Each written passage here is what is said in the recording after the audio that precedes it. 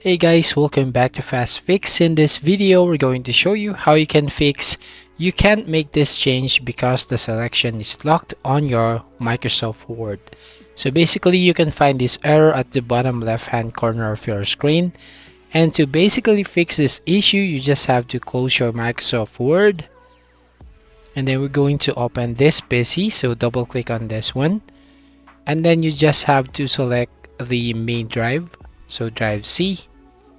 And then here you just look at your program files, or maybe on your program files x86. So in this case, I'm going to open this program file, so double click. And then here we're going to double click on this Microsoft Office, and then going to Office 16 right here at the top of these options. Then here you just have to find this OSPPREARM. And all you need to do here is basically right click on this one and then click this run as administrator. So going to click this 3 times in a row, and once done, it should be fixed the error on your Microsoft Word.